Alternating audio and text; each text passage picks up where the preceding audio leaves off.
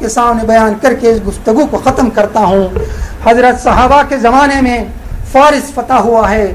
فارس کی فوج 3 لاکھ افراد پر مشتمل ہے. صحابہ کی فوج 30,000 پر ہے. پھر وہ فوج اعلیٰ درجے کے حرب اور سامان سے مسلح ہے. ہر قسم کے ہتھیار اس کے پاس موجود ہیں, ہر قسم کی سواریاں اس کے پاس موجود ہیں, ہر قسم کے وہاں پر سہولتیں وہاں موجود ہیں. کھانا ہے, پینا ہے, لباس ہے, ساری چیزیں اس کے پاس موجود ہیں. یہاں صحابہ ہیں, ان کا حال یہ ہے 30,000 ہیں. کسی کے پاس لاٹھی ہے, کسی ایک کے پاس ٹوٹی پھوٹی تلوار ہے. لباس کا حال یہ ہے, کسی کے پاس کرتا ہے تو پاجامہ نہیں ہے, پگڑی اگر ہے تو جوتا نہیں ہے. اس قسم پرسی کا حال یہ ہے.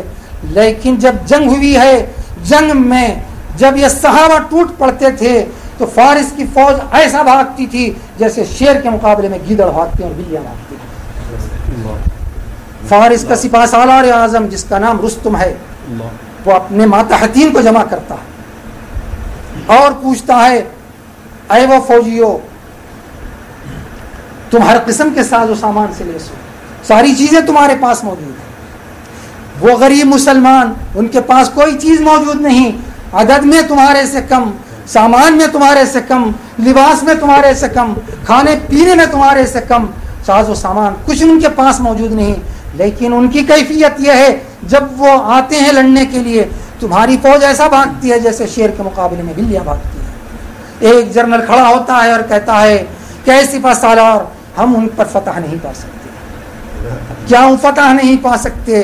بولے دو باتوں میں پوری فوج کی تعریف اس نے کی ہے, صرف 2 لفظ استعمال کیے. وہ کہتا ہے باللیل رہبان و بالنہار فرسان. رات میں وہ, دن میں گھوڑے پر سوار ہوتے ہیں اور رات میں وہ مسلح پہ سوار ہوتے ہیں, مسلح پہ کھڑے ہوتے ہیں. اور میں نے ان کی آوازیں سنی ہیں, وہ گڑگڑاتے ہیں اور کہتے ہیں مالک ملک تیرا ہے, مالک تو ہے, ساز و سامان تیرا ہے, مملکت تیری ہے, تو قوت دیں گا تو ہم لڑیں گے, نہیں تو ہم نہیں لڑ سکتے. یہ ان کی تواضع ہے. اس تواضع کے مقابلے میں ہماری حالت گیدڑوں کی جیسی ہے اور ان کی حالت شجاعت و بہادری میں شیروں کی جیسی ہے. تو وہ چیزیں اب ہمارے میں کہاں پیدا ہوں گی؟ وہ صحابہ کا وہ زمانہ کہاں آئے گا؟ وہ تابعین کا وہ زمانہ ہمارے پاس کہاں آئے گا؟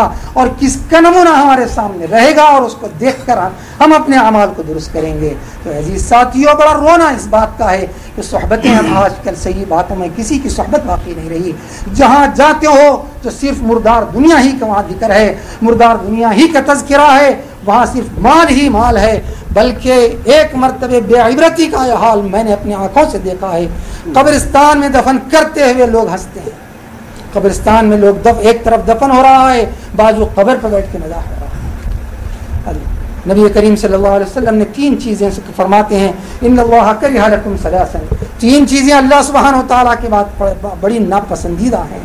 العبث فی الصلاۃ والرفث فی الصوم والضحک فی المقابر.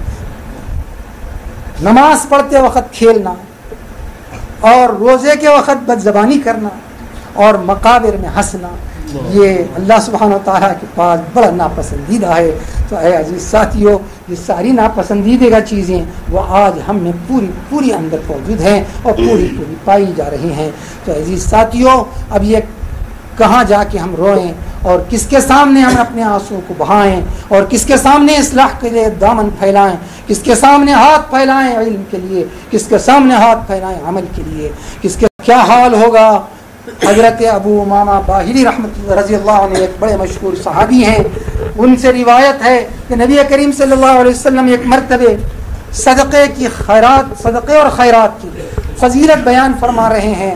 صحابہ دڑا دڑ صدقے کر رہے ہیں, دڑا دڑ خیرات کر رہے ہیں, غریبوں کو اپنا مال دے کر خود غریب ہو جا رہے ہیں, دڑا دڑ دے رہے ہیں. ابو امامہ باہلی وہاں بیٹھے ہوئے ہیں اور ان کی زبان ہل رہی ہے. آپ کے پاس پیسہ نہیں ہے, دولت نہیں ہے کہ وہ صدقہ کریں, تو یہ صدقہ نہیں کر سکتے, لیکن زبان چل رہی ہے. سرکار پوچھتے ہیں ابو امامہ تیری کی زبان کیا چل رہی تھی؟ فرماتے ہیں کہ سرکار میں غریب آدمی ہوں, خیرات کر نہیں سکتا, صدقات کر نہیں سکتا, آپ کے بیان کی تعمیل میں نہیں کر سکتا, آپ کے حکم کی تعمیل میں نہیں کر سکتا, بس دل میں زبان سے میں یہ کہہ رہا تھا کہ سبحان اللہ بحمدہ سبحان اللہ العلی العظیم. نبی کریم صلی اللہ علیہ وسلم کی رحمت جوش میں آتی ہے کہ اے ابو امامہ, تیری جو تسبیح ہے ان سب کے صدقات سے سب سے اونچی ہے.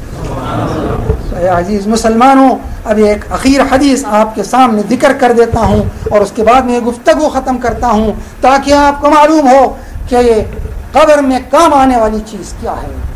حدیث شریف میں آتا ہے جب قبر میں انسان لٹا دیا جاتا ہے, سرانے سے عذاب کے فرشتے آتے ہیں عذاب دینے کے لیے, پائنتی سے فرشتے آتے ہیں عذاب لے کر, سیدھے ہاتھ سے آتے ہیں عذاب لے کر, بائیں ہاتھ سے آتے ہیں عذاب لے کر. لیکن اگر اس مردے کی دماغ میں بھیجے میں اگر کچھ چند آیتیں اللہ سبحانہ و تعالیٰ کے کلام کی ہو, وہ کھڑے ہو جاتی ہیں اور کہتی ہیں خبردار ادھر سے اگر تو عذاب آئے. قدموں کے طرف سے جو عذاب آتا ہے, قیام کھڑے ہو جاتا ہے, خبردار اس طرف سے عذاب نہ آئے.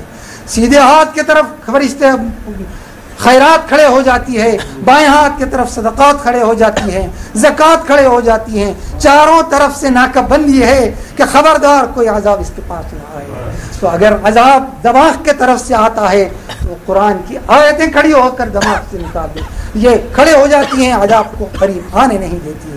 تو عزیز ساتھیوں, کچھ قرآن کی آیتوں کو اپنے ذہنوں میں رکھو, کچھ قرآن کی آیتوں کو ذہنوں میں یاد رکھو تاکہ وہ قبر کے عذاب میں یہ رکاوٹ کا سبب بنے.